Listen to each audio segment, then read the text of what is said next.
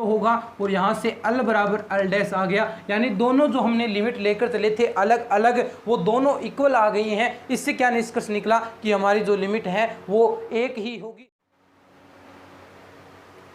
नमस्कार दोस्तों, Gandhi knowledge bank के इस ऑनलाइन क्लासेज में मैं विवेक नारायण आप सभी का स्वागत करता हूं। दोस्तों आज की क्लास में हम सबसे इंपॉर्टेंट क्वेश्चन करने वाले हैं जो निश्चित रूप से एग्जाम में पूछा जाएगा। आज ही बता रहा हूं, ये क्वेश्चन आप गांठ बांध कर रख लें, ये क्वेश्चन जरूर पूछा जाएगा। तो आज की क्लास आपको पूरी देखनी है। अगर आपने चैनल को सब्सक्राइब नहीं किया है तो चैनल को सब्सक्राइब कर लें और बेल आइकन को प्रेस करें ताकि आपको हमारे सारे नोटिफिकेशन मिल सके। शुरू करते हैं आज की क्लास, सबसे इंपॉर्टेंट क्लास कॉम्प्लेक्स की, और जो निश्चित रूप से क्वेश्चन पूछे जाएगा उसकी क्लास आज हम शुरू करने जा रहे हैं। तो शुरू से लेकर एंड तक बने रहिएगा हमारे साथ। और देखिए क्वेश्चन क्या है कि if limit z tends to 0 of z exist, अगर ये विद्यमान है limit of z tends to 0, prove that it must be unique, यानी यह अद्वितीय होती है। लिमिट क्या होती है? अद्वितीय, यानी एक ही वैल्यू होगी लिमिट, दूसरी किसी भी फंक्शन की लिमिट दूसरी नहीं होती है, एक ही लिमिट होती है, दो लिमिट फंक्शन की नहीं होती है। हमें यह प्रूव करना है और इसके लिए हम देखिए क्या करेंगे। सबसे पहले आपको बता देता हूँ, इसके लिए हम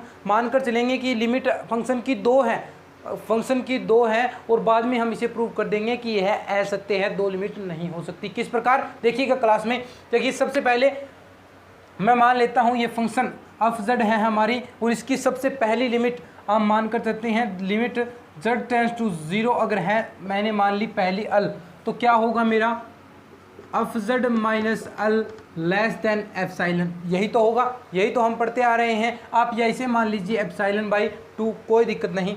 दूसरी हम मान लेते हैं इसी फंक्शन की लिमिट, एक और लिमिट मान ली मैंने z tends to 0 of z, आप मान लीजिए अल डैश। हमने दो लिमिट मानी है, अल और अल डैश इस फंक्शन की दो लिमिट है जो दोनों इक्वल नहीं है, यानी कंडीशन है ये अल बराबर नोट अल डैश, दोनों इक्वल नहीं हो सकती। अगर दोनों इक्वल नहीं है तो क्या अल माइनस अल डैश 0 के इक्वल होगा? बिल्कुल भी नहीं। अगर मैं इन दोनों को जो इनका अंतर, इनका डिफरेंस अगर मैं 0 के इक्वल ले आऊँ या 0 के निकट ले आऊँ तो इससे क्या निष्कर्ष निकलेगा? दोनों इक्वल होंगी। लेकिन शुरुआत में हम क्या लेकर चले हैं कि ये दोनों इक्वल नहीं हैं, यानी इक्वल नहीं है तो इनका डिफरेंस 0 के इक्वल नहीं होगा, और लास्ट में मैं प्रूफ करूंगा कि इनका डिफरेंस 0 के इक्वल है। तो ये हमारी मान्यता गलत हो जाएगी कि दो लिमिट फंक्शन की नहीं, दो लिमिट फंक्शन की होती है, ये मान्यता हमारी गलत हो जाएगी। अब देखिए इसी प्रकार ये आया है, तो अफ z माइनस अल डैश क्या होगा? लेस देन एप्सिलॉन बाई 2, ये हमने सपोज किया है कि ऐसा होना चाहिए। अब देखिए तो यहाँ से क्या होगा? L minus Al dash not equal 0। इतना बात आपको क्लियर हुई, मुझे पता है। और दोस्तों अगर आप ये जितने भी मैंने क्वेश्चन करवाए हैं अगर आप ये कर लेते हैं तो आपको इन जो एक्सरसाइज कर रहे हैं लिमिट और कंटिन्यूटी वाले में कहीं भी दिक्कत नहीं रहेगी, क्योंकि मैंने हर प्रकार के क्वेश्चन आपको करवा दिए हैं। कोई भी क्वेश्चन मैंने नहीं छोड़ा है जो आपको ऐसा लगे कि हमें नहीं आता होगा। जो सेम क्वेश्चन है वो मैंने एक्सरसाइज के वो आपको करने के लिए दे दिए हैं, वो कीजिए, क्योंकि सारे क्वेश्चन सेम है। जो भी मुझे यानी एक जैसा लगा वो मैंने क्वेश्चन नहीं करवाए, लेकिन जो डिफरेंस है उन क्वेश्चनों में वो मैंने सारे क्वेश्चन करवाए हैं। आप बुक से उठाकर देख लीजिएगा, ऐसा शायद ही क्वेश्चन होगा जो आपको नए आए। अब देखिए l minus Al dash not equal 0 होगा, ठीक है। तो यहाँ से हम मानते हैं, देखिए अल माइनस अल डैश हमें ये अंतर क्या दर्शाना है? इक्वल 0 के दर्शाना है, तो अल बराबर अल डैश हो सकता है। लेकिन अल बराबर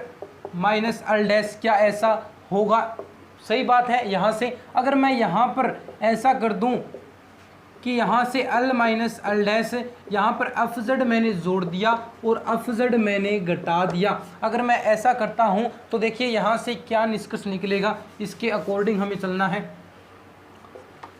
अगर ऐसा है तो अफ जेड माइनस अल डैश होगा, और मोड लगाया है तो ये साइन यहाँ पर लेस देन इक्वल का साइन आएगा, और प्लस में यहाँ पर देखिए अगर मैंने दोनों की ओर अलग अलग मोड लगा दिए हैं तो आप मोड के अंदर माइनस को ऐसे घुमा सकते हैं, कोई फ़र्क नहीं पड़ता, क्योंकि यहाँ से हम कॉमन ले लेंगे और मोड के अंदर बाहर आएगा तो पॉजिटिव होगा। तो यहाँ हम ऐसा भी ले सकते हैं अफ जेड माइनस अल। तो ये देखिए क्या हुआ, F Z minus L less than epsilon by 2, और ये पार्ट भी लेस देन एप्सिलॉन बाई 2, तो epsilon by 2 plus epsilon by 2 क्या होगा? अल माइनस अल डैश लेस देन एप्सिलॉन। और आपको पता है मैंने बताया था कि एप्सिलॉन क्या होती है? एप्सिलॉन जीरो से थोड़ी सी बड़ी होती है, लेकिन इतनी बड़ी नहीं होती कि जो ये मान जीरो से बहुत ज़्यादा बड़ी हो जाए। जीरो में यानी थोड़ा सा पॉइंट का डिफरेंस हो सकता है। तो यहाँ से आप देख सकते हैं अगर ये इक्वल भी है, साथ में पॉइंट का डिफरेंस होगा तो लगभग ये जीरो के इक्वल होगा। तो यहाँ से अल माइनस अल डैश इक्वल जीरो होगा और यहाँ से अल बराबर अल डैश आ गया। यानी दोनों जो हमने लिमिट लेकर चले थे अलग अलग, वो दोनों इक्वल आ गई हैं। इससे क्या निष्कर्ष निकला कि हमारी जो लिमिट है वो एक ही होगी। दोनों लिमिट इक्वल हैं, यानी अल बराबर अल डैश है तो दोनों लिमिट एक हैं। इससे क्या निष्कर्ष निकला है कि लिमिट किसी भी फंक्शन की अद्वितीय होती है, यूनिक होती है, दो लिमिट नहीं हो सकती। यही इसका निष्कर्ष निकला है। उम्मीद करता हूँ आपको ये क्वेश्चन अच्छी तरीके से समझ में आया है। अब देखिए नेक्स्ट क्वेश्चन हम चलते हैं नेक्स्ट क्वेश्चन की ओर। क्वेश्चन देखिए क्या है। नेक्स्ट क्वेश्चन मैंने लिख दिया है कि f z equal 2z minus 1 upon 3z plus 2।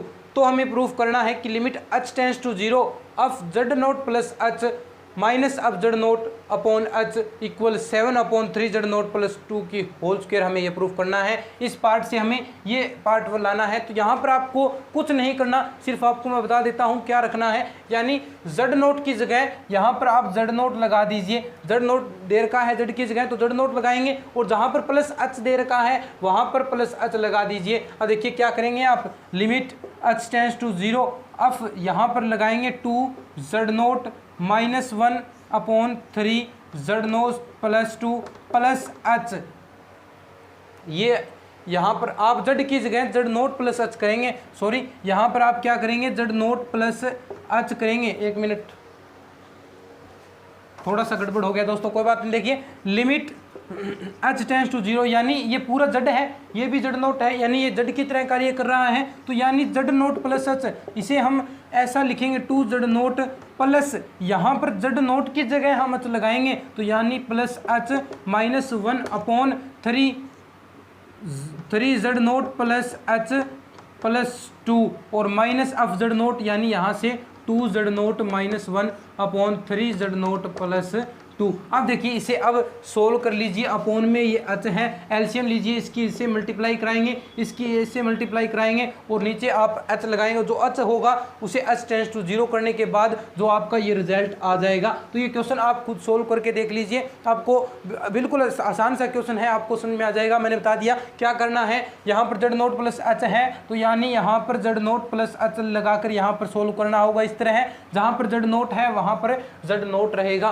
तो ऐसा ही क्वेश्चन है, बिल्कुल इजी सा, आप आसानी से कर सकते हैं। दोस्तों उम्मीद करता हूँ आज की क्लास आपको बिल्कुल जो पढ़ाया गया है बिल्कुल अच्छी तरीके से समझ में आया है। अगर समझ में आया है तो अपने तमाम दोस्तों के साथ इस क्लास को शेयर कर दें और उन्हें कहें कि गांधी नॉलेज बैंक में, गांधी नॉलेज बैंक जो यूट्यूब चैनल है उसमें मैथ से संबंधित चाहे कोई भी हो, first year, second year, third year, उनमें ऑनलाइन क्लासेज आप तक पहुँचाई जा रही हैं। तो आप भी उस चैनल को देख सकते हैं। तो आप ऐसी शेयर करें ताकि और भी हमारे साथ दोस्त जुड़ सकें। मैं मिलता हूँ नेक्स्ट क्लास में, तब तक के लिए धन्यवाद। जय हिंद, जय भारत।